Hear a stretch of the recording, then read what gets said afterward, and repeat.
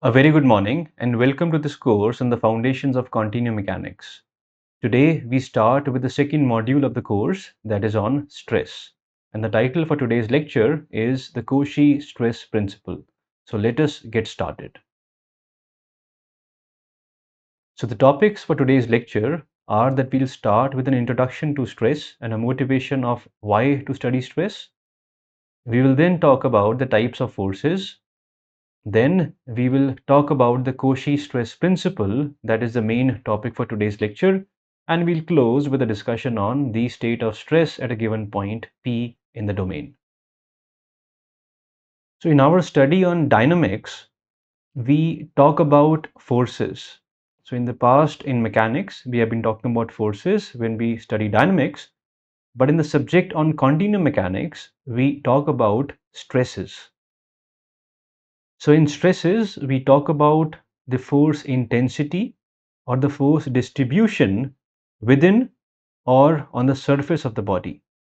This is very important because we must understand how the force gets distributed inside the body, and we'll discuss through examples today as to why this is important to study in the subject of continuum mechanics. So let's take an example of a rubber ball that is being compressed by us. So when we press on or compress the rubber ball, the external forces of our hand, they manifest as internal stresses inside the ball. And we would want to analyze these internal forces that manifest inside the ball. So this is the aim, that how do these external forces applied on the boundary of the ball manifest as internal forces inside the ball. So this is something that is of interest in continuum mechanics. So let's talk about another example. There are infinite number of examples one can think of, but I'm just talking about a few to give you a motivation as to why we need to study stress or force distribution. So let's take an example of an airplane that's flying in the air. So the wind applies forces on the wings of the plane, and that results in an internal force distribution or stress distribution in the wings of the plane. We as engineers would want to understand the distribution of these internal forces that are manifested because of the external boundary loading on the plane wings from the wind. And once we understand the distribution of these forces, we can effectively design the wing so that they can take the load of wind when the plane is flying. Another example is of a fluid which has some loading because of, let us say, wind on the surface of a lake or a river, and the force is because of gravity. So if these surface and the mass forces are provided, we would want to understand how that manifests as internal stress distribution in the fluid, which results in the flow of the fluid in a certain way.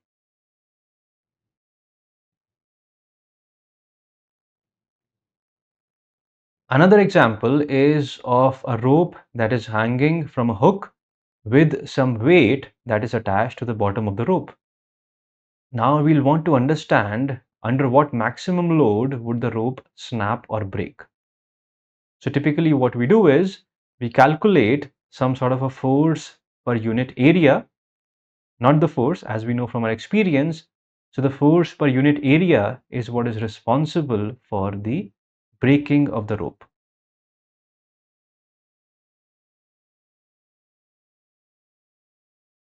And the F that we have written here is not the weight of the mass that's hanging.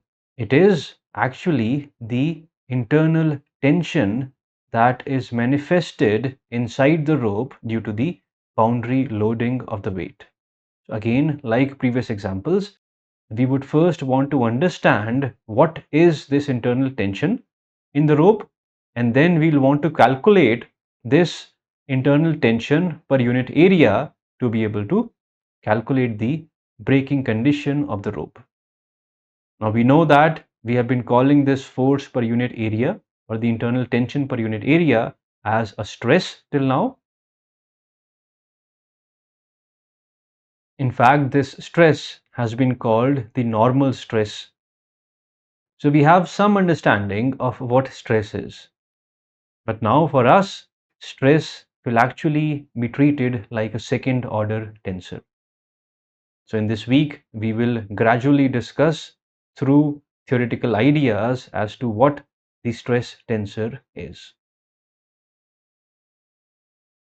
The discussion on stress in continuum mechanics should always start with a discussion about the scientist Cauchy.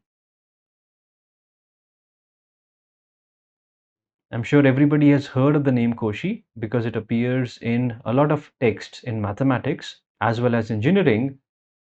Cauchy was a French engineer turned mathematician who has worked a lot in the field of mathematics and mechanics, particularly continuum mechanics. Cauchy has, in fact, 16 theorems named after him in the subject of continuum mechanics. So we definitely should be talking about him, and we'll be hearing his name again and again in this course. In fact, the stress tensor that we will be dealing with and we'll be talking about today is actually called the Cauchy stress tensor. Cauchy worked at the same time as the mathematicians Lagrange and Laplace.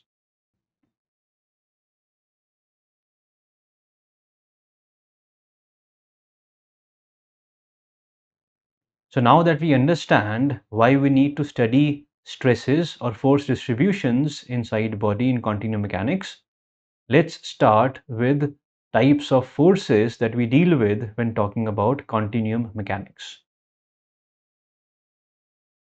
So the first kind of forces we deal with are called body forces. So these forces act on mass or volume, and they depend on the amount of material that's contained inside the body. So the more the material, the more the volume or the mass, more the body force. So as the name suggests, so it acts on the body. An example of that would be the gravity force, which is given as mass times the acceleration due to gravity, mg. So you can see that if we have a heavier body, then we'll have a larger mass of the body and hence a larger gravity force. It is represented as the vector b, or in the initial notation we write bi, which is called the body force per unit mass. So although the body force depends on the amount of mass, but we represent that using body force per unit mass using the vector b. So if I want to write the body force acting on a body, it will be written as the mass of the body times the vector b. You'll also see it written as the density of the body times the vector b times the overall volume of the body. So this is the body force, which depends on the mass or the amount of material contained in the body. The other class of forces are called surface forces, and as opposed to body forces, surface forces act on surface area of a body. So the examples of surface forces are pressure force. We know that if we submerge an object inside a fluid, the fluid applies a pressure force on the body, and this purely depends on the surface area and has nothing to do with the mass of the body. So if you have the same mass with a larger surface area in one case in the object, and if you have the same mass with a smaller surface area, the pressure forces would be different for the two different cases. Another example is a friction force, again, which depends on the contact between two surfaces. And again, as you can see, this depends on the surface area and has nothing to do with the mass contained inside the body. It is represented using the vector F, or in initial notation we write as Fi, which is the surface force per unit area, because it depends on the amount of area of the body, so it's written as force per unit area. So we'll write the external force acting because of the surface forces on a body as the F vector times the surface area of the body.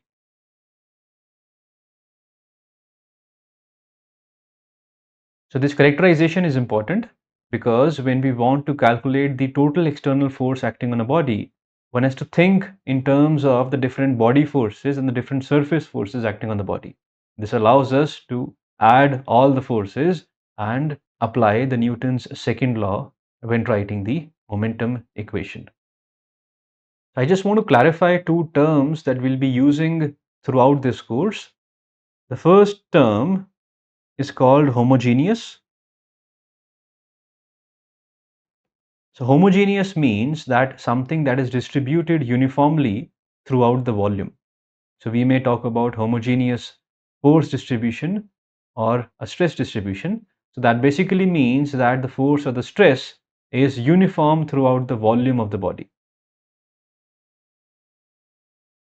Another word we talk about is called isotropic. We have talked about the word isotropic during background mathematics discussion on tensors.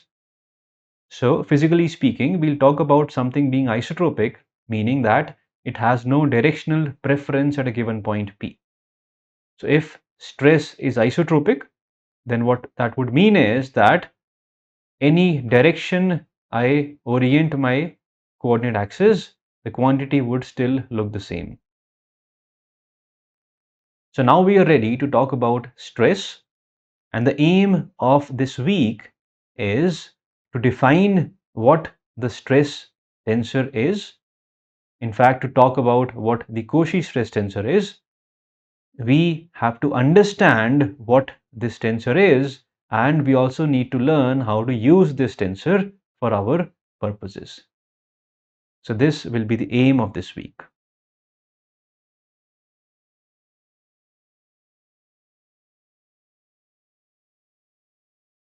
So when Cauchy was working in the field of continuum mechanics, he was trying to understand the effect of external forces that are acting on the body as to how they manifest as an internal force inside the body at some given point, let us say P in this case.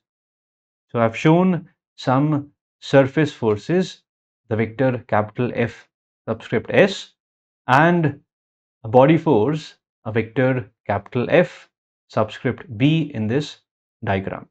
So we have a solid black object which has, let's say, some volume omega and a bounding surface area gamma.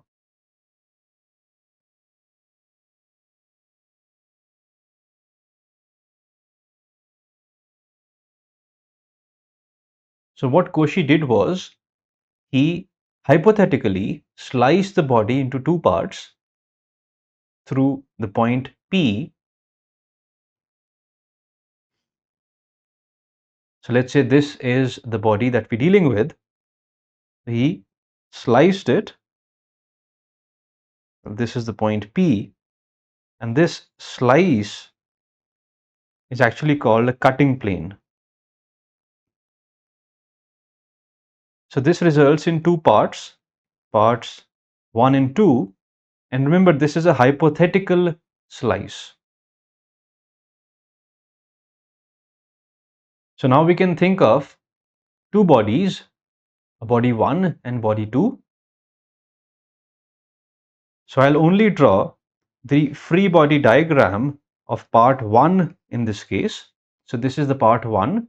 And remember, this is a hypothetical slice. We have not broken the object as such, but we are just imagining part 1 in this case. And we can still draw the free body diagram. So what that means is I write all the forces acting on part 1. Since we have separated part 2 from part 1, so now on this cutting plane where the slice or the cut has been created, we'll have some forces acting on part 1 because of part 2.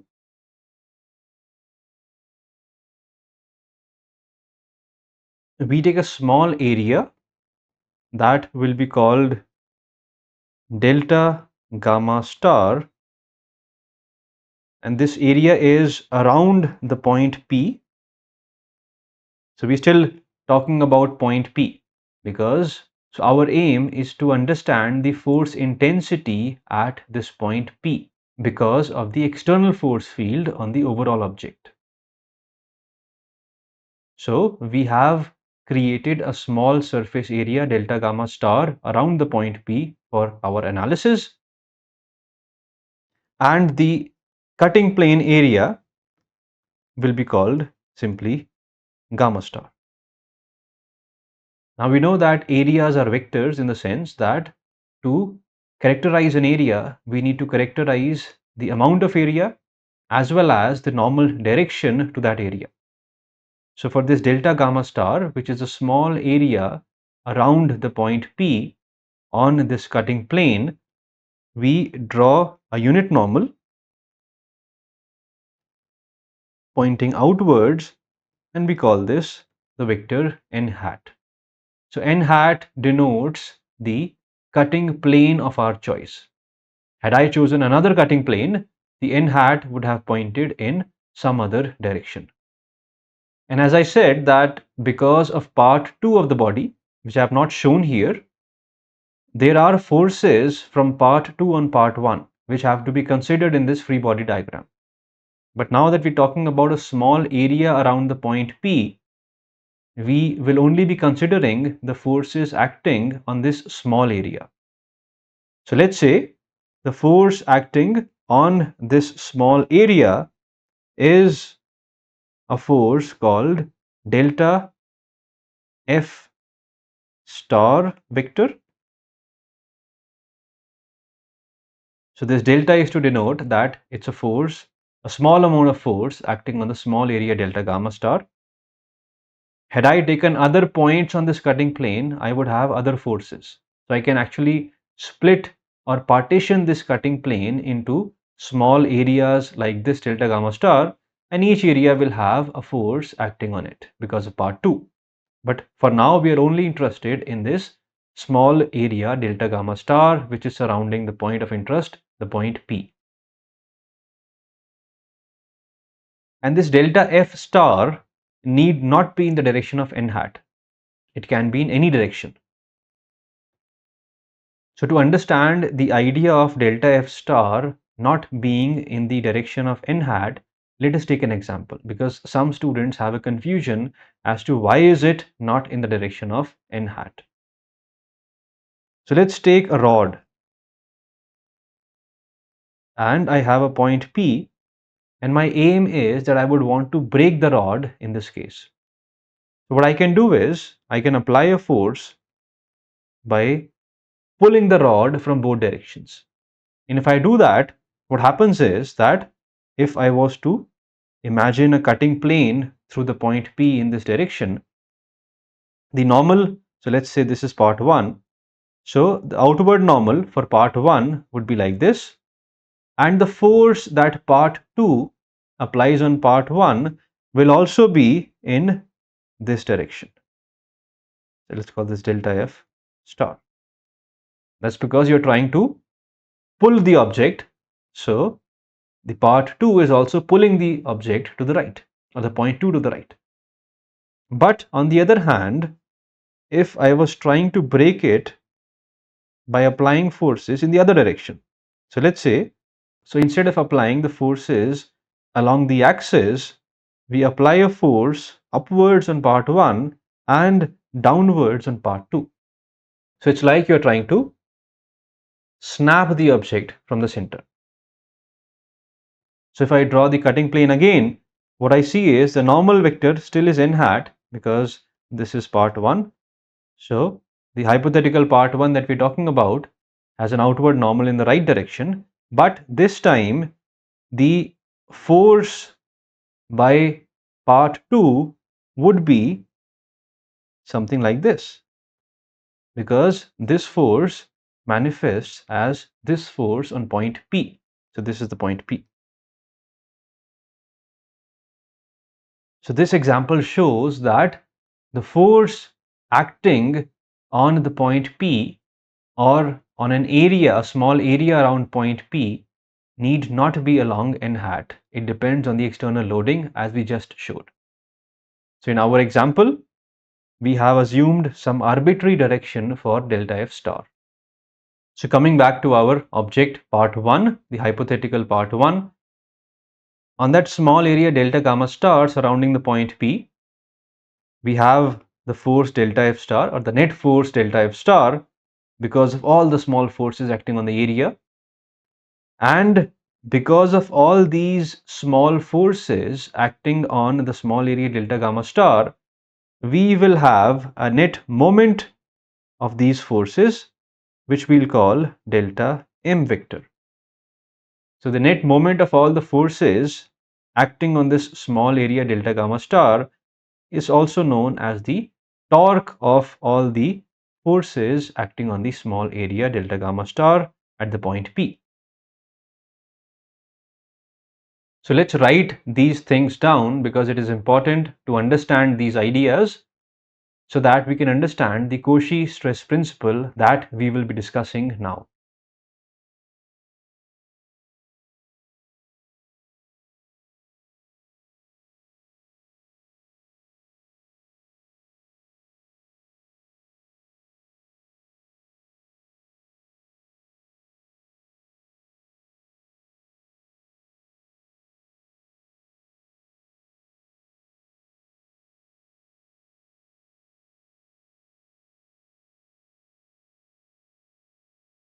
So here I have described all the quantities that have been labeled in the figure.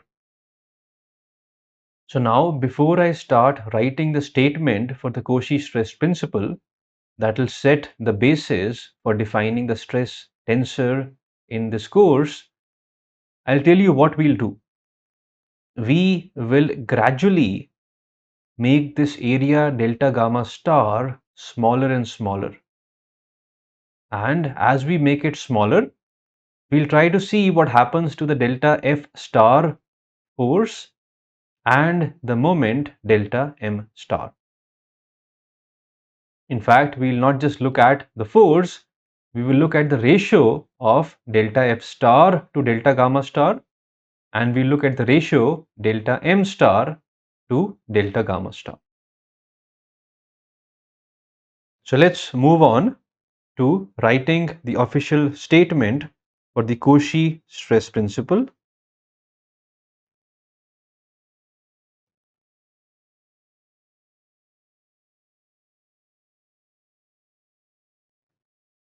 So as delta gamma star approaches 0, that is, what we mean to say is that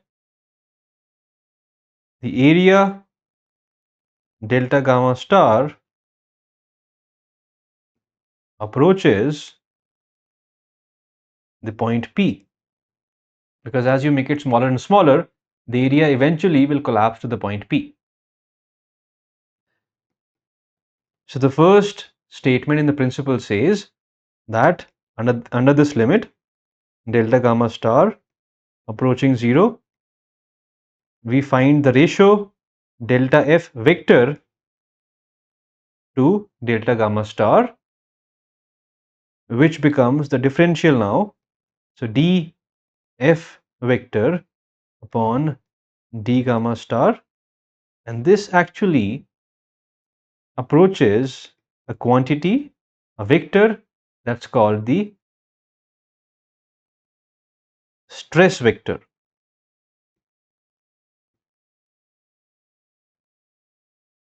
It is also called, actually it is more popularly called, the traction vector.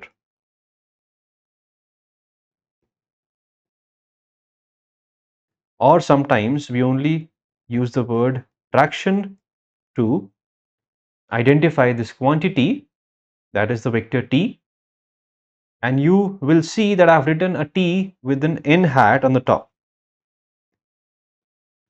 So this superscript n hat, it denotes that this is the direction of the cut or the cutting plane that we considered.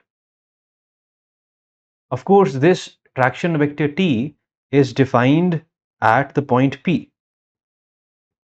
because we started with a small delta gamma star around the point P. So typically you'll see that vector fields are defined at different points in spaces. As you move around in space, as you change the position coordinate, the vector value may change. So that's a vector field. But this vector, the traction, is a special kind of vector in the sense that it does not only depend on the point P, it also depends on the direction of the cut that we imagined to start with. So had we chosen a different kind of a cut, still passing through the point P, this would have resulted in a different traction vector or traction. So that is the reason we have a superscript n hat written, because this clarifies the fact that the traction is for an imaginary cutting plane in the direction or the outward normal as n hat. So I'll call this a special vector. It needs information of the point on which it is defined and the cutting plane direction, that is the vector n hat. So this first statement of the Cauchy stress principle helps define the traction vector, also sometimes called the stress vector. So we'll be using these words interchangeably to make you comfortable with this terminology, but in text popularly this is called the traction by itself. Right, so now that we have defined a new vector called traction, which is the ratio of the small force delta F star to the surface area delta gamma star, let's move on to the second statement of this Cauchy stress principle. The second statement says that under the limit this area delta gamma star approaches 0, the ratio of the moment of all the forces acting on this small area delta gamma star to the area delta gamma star, this actually is equal to or becomes equal to 0. So we can also say that this means that there is no concentrated moment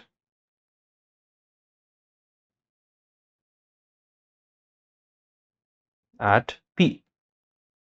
Now this is true for most materials we'll be working with, but there are some special materials called polar materials where this ratio does not equal to 0 under this limit delta gamma star going to 0. And for those cases, we have to define another vector which is called the couple stress vector. But I'll not talk about that here because for this course, we will not be working with polar materials. So for us, this quantity delta m star to delta gamma star and the limit delta gamma star tending to 0 will be 0. That is, there is no concentrated moment that will be assumed in this course. So now we have defined a new vector called the traction vector or the stress vector or simply the traction. Let us understand what is the use of defining this traction, because there has to be a reason why we're talking about this new traction vector. So let's go back to our example of an airplane flying in the air and a wind force or the wind load acting on the wings of the plane. Now what happens is, if I consider some point P here and I want to analyze the force acting on the point P. Now as we know that this force depends on the cutting plane that we think of. So let's say we imagine a cutting plane which looks something like this, which has a normal which looks like this, and it has a force, or now that we have defined a traction, which is written as a vector t with a superscript n hat.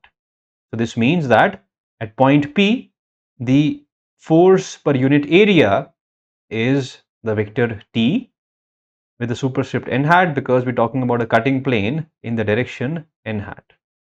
So if I wanted to calculate the force, I would have to multiply this by a delta gamma, which is a small area around the point P. And now as I try to think of different cutting planes, you know that the traction vector will change. It will change in magnitude, it will change in direction.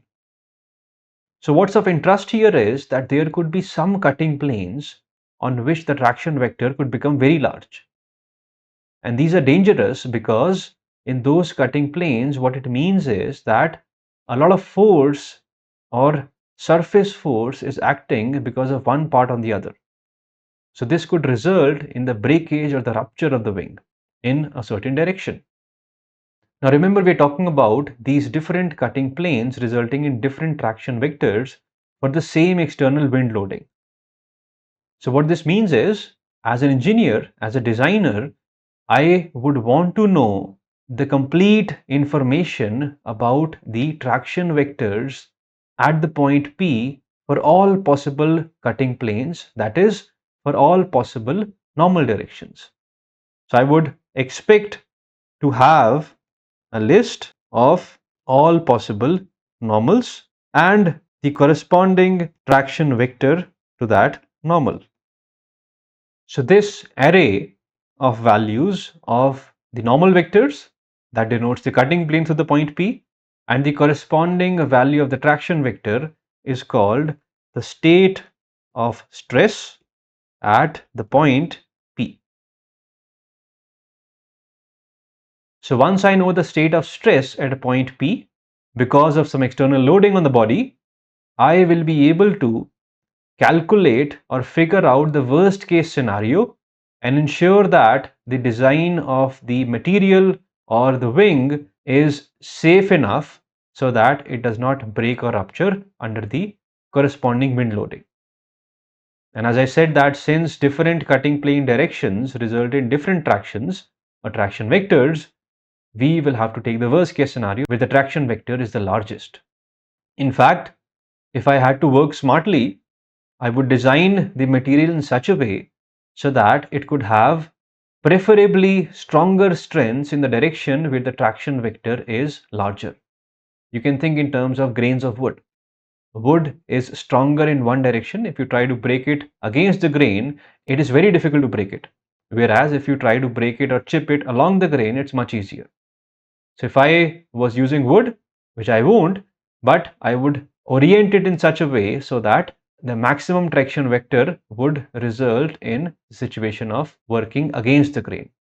But there are materials such as composite materials which are anisotropic in nature in the sense that they have different strengths in different directions. So we could design such materials by knowing the state of stress acting at a point P. So we will close this lecture now. Today we learned about the motivation of knowing about the force intensity and the motivation of discussing stress as a quantity. We then talked about characterizing forces as body and surface forces, and then we discussed the Cauchy stress principle, which allowed us to define a new vector called the traction vector or the stress vector or simply the traction. This is a special kind of a vector in the sense that it depends not only on the position of the point P on which it is acting, it also depends on the orientation of the cutting plane that we imagined that is passing through the point P. As we change this cutting plane, that is, we change the normal direction n hat of the cutting plane, we get a different traction vectors. And the list of all the potential cutting plane directions along with the corresponding traction vectors is called the state of stress at a given point P because of some external loading on the body. In the next lecture in this week, we will proceed from here and define the stress tensor, that is the Cauchy stress tensor. So before we close this lecture, let us talk about a concept check problem and food for thought problem. So the concept check problem, which depends on today's discussion, asks us that the traction vector on point P depends on dash and dash. And here's the food for thought for today. So in the state of stress that we talked about, acting at a point P, how many cutting planes or how many cutting plane directions do we need to completely specify the state? So please think about it, and we'll discuss this further in the next lecture. So thank you, and I'll see you next time.